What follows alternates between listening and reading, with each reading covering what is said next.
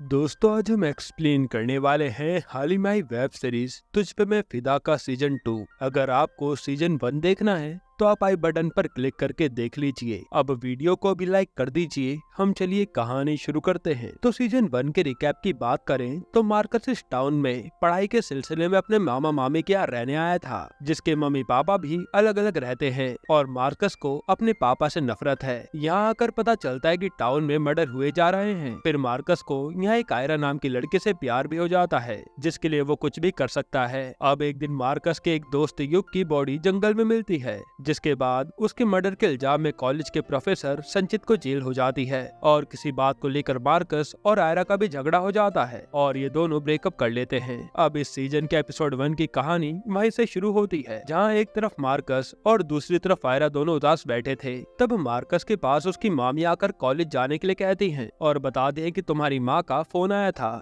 जो तुमसे मिलने यहाँ आ रही हैं। फिर उसकी मामी कहते कि जब तक तुम्हारी मम्मी यहाँ रहेंगी तब तक आयरा से मिलना मत, क्योंकि तुम्हारी माँ को आयरा पहले से ही पसंद नहीं है। तब मार्कस कहता है कि वैसे भी हमारी दोस्ती खत्म हो गई है, जो उसकी मामी को विश्वास ही नहीं होता कि मार्कस आयरा से दोस्ती तोड़ सकता है। और फिर मार्कस वहाँ से कॉलेज जाने लगता है। वहीं हम आयरा को कॉलेज में देखते हैं, जो युग को श्रद्धांजलि देने आई थी और यहाँ ईशा उसे ताने मारने लगती है कि तुम्हारा मार्कस तुम्हें छोड़कर कहाँ गया, जिससे आयरा साइड में जाकर बैठ जाती है। इसके बाद वहाँ बैठे बच्चे आपस में बातें करने लगते हैं कि क्या पता संचित सर और युग के बीच क्या सीन है। वहीं एक लड़की कहती है कि क्या पता संचित सर युग की बहन को पसंद करते हों, इसलिए वो उसे ट्यूशन देते होंगे। तभी वहीं राज आता है जो कहता है कि संचित सर शायद गे है, क्योंकि एक बार प्रोजेक्ट में मेरे नंबर कम आए थे तो उन्होंने मुझे गंदी तरीके से छुआ था और मुझे अच्छे नंबर देने को कहा था, जिस पर सब लोग संचित सर को गे मानने लगते हैं। ये सुनकर आयरा को गुस्सा तो बहुत आता है, पर वो उन्हें कुछ कह नहीं पाती, क्योंकि उसे भी नहीं पता था सच क्या है। इसलिए वो सीधा टीचर रूम में जाती है और संचित सर की डेस्क चेक करने लगती है, जहाँ उसे इराज का प्रोजेक्ट मिलता है और उसमें पहले से इराज के अच्छे मार्क्स थे, यानी वो ये सब बातें झूठ कह रहा था। तब आयरा सीधा इराज से जाकर बहस करने लगती है कि तुमने झूठ क्यों बोला। तो इराज आयरा को ही सुना देता है कि तुम्हारी फैमिली भी तो मर्डर्स की फैमिली है, जो तुम्हारे नाना के अंडर 300 वर्कर्स मारे गए थे और तुम तो कातलों की साइड लोगी ही। यह कहकर वो वहाँ से चले जाता है। तभी वहाँ पर बॉल वाली मशीन किसी से गलती से चालू हो गई थी, जिसके कारण आयरा पर बॉल लगने लगती है और वही कोच मार्कस को समझा रहे थे कि अपनी परफॉर्मेंस पर ध्यान दो, क्योंकि नेशनल सेलेक्टर बोर्ड वाले जल्दी मैच देखने आएंगे तो तुम्हें अच्छा परफॉर्म करना होगा। पर मार्कस का ध्यान तो सिर्फ आयरा पर था, जिसे बॉल से चोट लगी जा रही थी और वहाँ खड़े बच्चे उस पर हंस रहे थे। तब किसी तरह आयरा खुद बचकर निकल जाती है और फिर मार्कस वहाँ प्रैक्टिस करने लगता है। तब हम देखते हैं कि मार्कस भी चुपचाप खड़े होकर बॉल से चोट खा रहा है, जैसे आयरा के लगी थी। इस तरह से वो खुद को तकलीफ दे रहा था और ये बात आयरा भी नोटिस कर लेती है। तब मार्कस के कोच उसे ठीक तरह से प्रैक्टिस करने को कहते हैं और जब वीर मार्कस के पास आ रहा होता है तब निर्वाण उसे गिरा देता है। असल में वो चाहता ही नहीं था कि उसके ग्रुप का कोई भी मेंबर मार्कस से बात करे।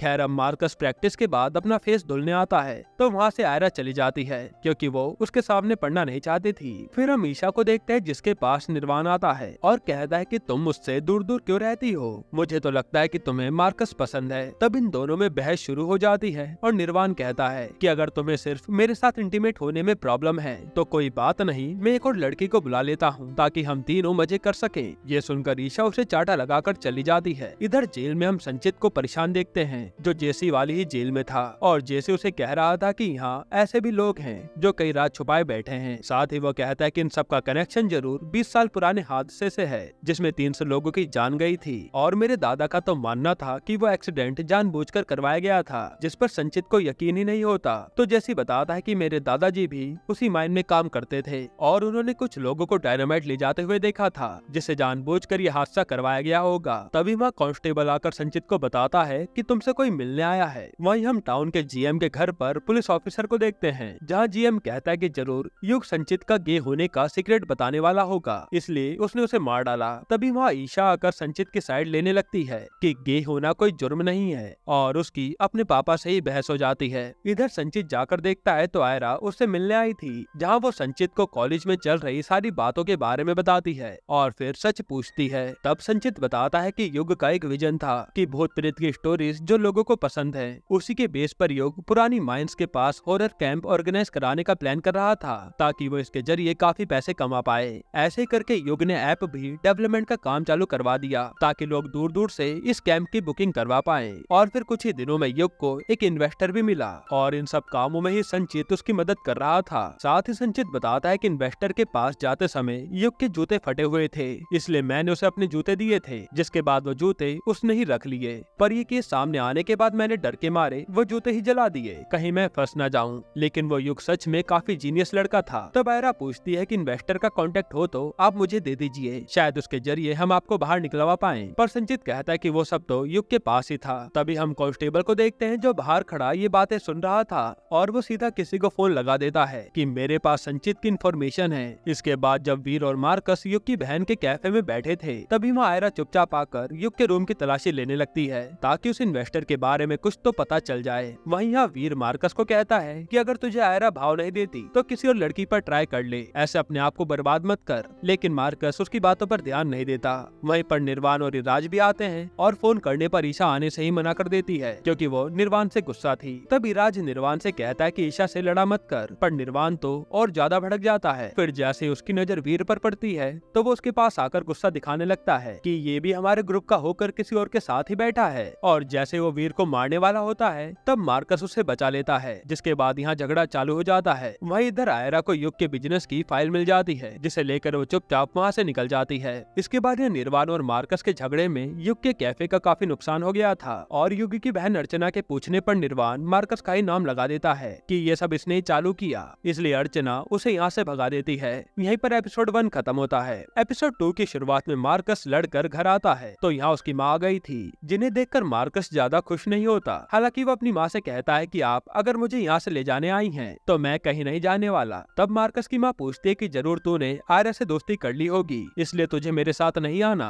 पर मार्कस कहता है कि ऐसा कुछ भी नहीं है, मेरी तो उससे बात भी नहीं होती। यहाँ मेरा क्रिकेट पढ़ाई सब कुछ है, इसलिए मुझे पढ़ने दीजिए। और उसकी माँ कहते कि ठीक है, उस आयरा से बात करना भी मत, क्योंकि आयरा की माँ को मैं बहुत अच्छे से जानती हूँ कि वो कितनी खतरनाक है। इधर हम निर्वाण के पापा और ईशा के पापा को साथ में देखते हैं, जहाँ ये दोनों अपने बिजनेस की बातें कर रहे थे। वहीं जब निर्वाण की चोट के निशान पर इराज बर्फ लगाने लगता है तो निर्वाण भड़क जाता है कि तू भी गे बन गया क्या, जो ऐसी हरकतें कर रहा है। जिस पर ईशा उसे सुनाने लगती है कि तुम्हें ऐसे लोगों से प्रॉब्लम क्या है जो इनका मजाक बनाते रहते हो, और वो निर्वाण को पूल में धक्का देकर चली जाती है। इधर घर पर जब आयरा आती है तो उसकी माँ आज बच्चों की तरह खेल रही थी, जिसके साथ आयरा भी खेलने लगती है क्योंकि उसकी माँ की दिमागी हालत ठीक नहीं हो रही थी। फिर आयरा वहाँ बैठी अम्मा से कहती है कि मुझे संचित सर को छुड़ाना ही पड़ेगा, क्योंकि उन्हें मम्मी के बारे में सब कुछ पता है। इसके बावजूद उन्होंने उनके पागलपन का मजाक नहीं उड़ाया और वो अच्छे आदमी हैं। तब उसकी अम्मा कहती है कि इसमें मार्कस की मदद ले लो, पर आयरा मना कर देती है कि वो नहीं, क्योंकि उसे मेरे अलावा कुछ भी नजर नहीं आता। फिर अगले दिन हम मार्कस को देखते हैं जो प्रैक्टिस कर रहा था,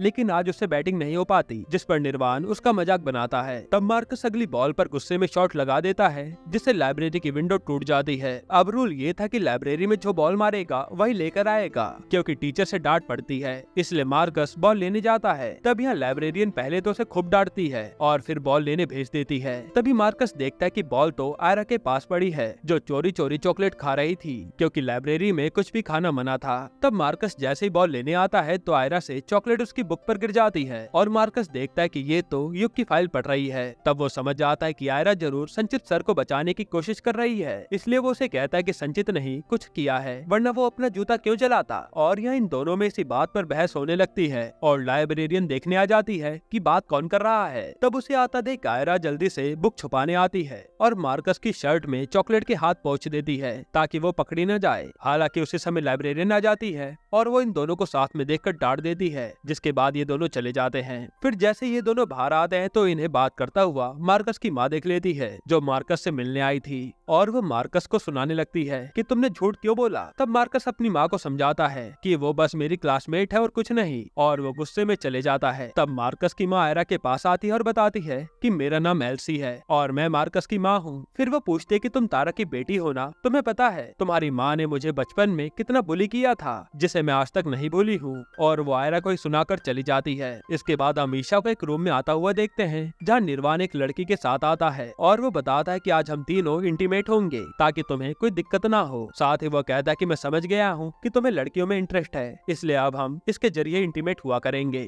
तब ये देखकर ईशा निर्वाण के चाटा लगाकर चली जाती है। इसके बाद जब आयरा उदास होकर घर जा रही थी तब उसे एक जगह पर ईशा रोते हुए दिखती है। तो आयरा उसे संभालती है और उसकी वजह पूछती है। तब ईशा उसे पास्ट की एक बात याद दिलाती है और हमें पता चलता है कि पहले ईशा और आयरा फ्रेंड थे और ईशा आयरा को पसंद करने लगी थी, जिसके लिए आयरा के मन में कुछ भी नहीं था, इसलिए उसने मना कर दिया था। तभी से ईशा के मन में आयरा के लिए गुस्सा भर गया और वो उसे हर जगह जलील करने लगी और उसने लोगों को दिखाने के लिए निर्वाण को अपना बॉयफ्रेंड बनाया था, लेकिन वो कभी उसके साथ इंटीमेट नहीं हो पाई क्योंकि वो तो हमेशा से आयरा को पसंद करती थी। तब ईशा कहते कि मैं क्या हूँ, मैं अपनी असलियत किसी को भी नहीं बता सकती, इसलिए मैं परेशान हूँ। ये सुनकर आयरा उसे गले लगा लेती है और हम एक वर्कर को वही देखते हैं जो आयरा पर नजर रखे हुए था। फिर वो वर्कर किसी को कॉल करके कहता है कि वो लड़की मेरे ही सामने है। यहीं पर एपिसोड 2 खत्म होता है। एपिसोड 3 की शुरुआत में आयरा सीधा इराज की माँ के पास आती है और हमें पता चलता है कि आयरा की माँ को कई बड़े बड़े डॉक्टर सही करने की कोशिश कर चुके हैं, पर आयरा की माँ तारा पर इसका कोई फायदा नहीं हुआ।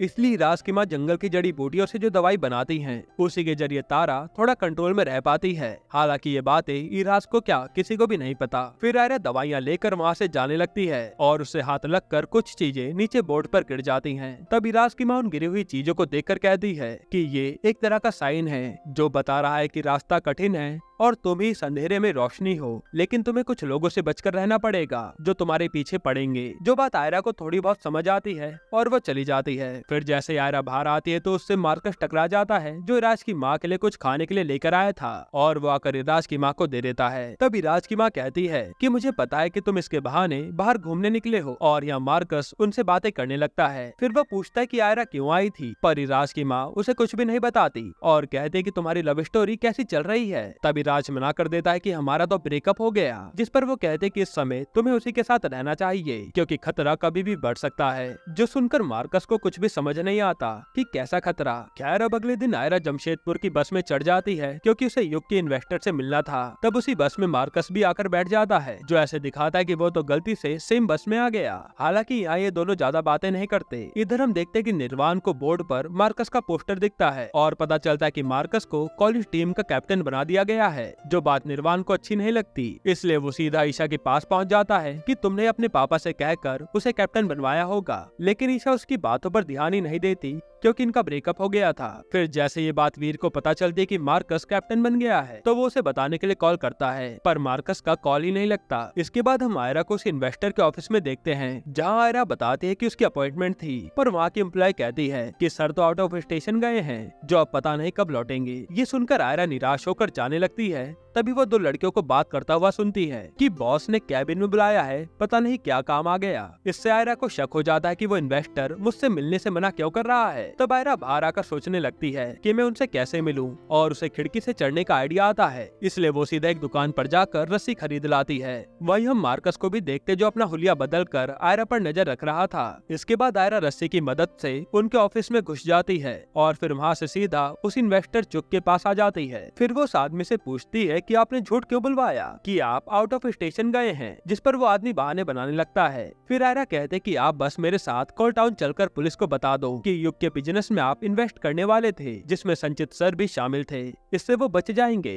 तब वो आदमी कहता है कि ठीक है, तुम यहीं पर वेट करो, मैं काम निपटा कर आता हूँ, फिर साथ में चलते हैं। जिस पर आयरा वेट करने लगती है और चुक बाहर आकर अपने कैबिन का डोर लॉक कर देता है। फिर वो अपने सारे एम्प्लॉय को हाफ डे दे देता है, यानी ये भी उन्हीं खूनी से मिला हुआ है। इसके बाद वो सीधा किसी को फोन करता है कि वो लड़की मेरे ऑफिस तक आ गई है, अब तुम आकर देख लो क्या करना है, मैं यहाँ से जा रहा हूँ। अब यहाँ आयरा को बैठे बैठे बहुत देर हो जाती है तो वो बाहर जाने लगती है, लेकिन दरवाजा ही नहीं खुलता, जिससे वो परेशान हो जाती है। वहीं हम ऑफिस में देखते हैं कि कोई आदमी आ चुका है आयरा को मारने के लिए। तब वो आते ही आयरा को मारने लगता है और उसे बचाने के लिए मार्कस पहुंच जाता है। तब यहाँ ये दोनों मिलकर उस आदमी को खूब मारते हैं और हम देखते हैं कि ये सब ऑफिस के कैमरे में रिकॉर्ड हो रहा है, जिसके बाद ये दोनों बचकर वहाँ से निकल जाते हैं। फिर अधमरी हालत में वो आदमी सीधा कांस्टेबल को फोन करता है कि तुमने तो कहा था कि वो लड़की सिर्फ अकेली होगी, पर एक लड़के ने मेरी बैंड बजा दी, जिस पर उस कांस्टेबल के होश उड़ जाते हैं कि आयरा के साथ लड़का कौन आ गया। यानी ये कांस्टेबल भी कोई बड़ा गेम प्लान कर रहा है, जिसके बारे में हमें आगे पता चलेगा। यहीं पर एपिसोड 3 खत्म होता है। दोस्तों अब ये वेब सीरीज काफी बड़ी होती जा रही थी, इसलिए आगे के एपिसोड्स हम जल्दी एक्सप्लेन कर देंगे। अगर आपको एपिसोड्स जल्दी चाहिए तो कमेंट में पार्ट 2 जरूर लिखिएगा, और हाँ, इस चैनल को सब्सक्राइब करना मत भूलिएगा ताकि कोई भी एपिसोड आपसे मिस ना हो जाए। बाकी अगर आपको हाल ही में एक कमाल की मूवी देखनी है तो आप ये वीडियो देख लीजिए।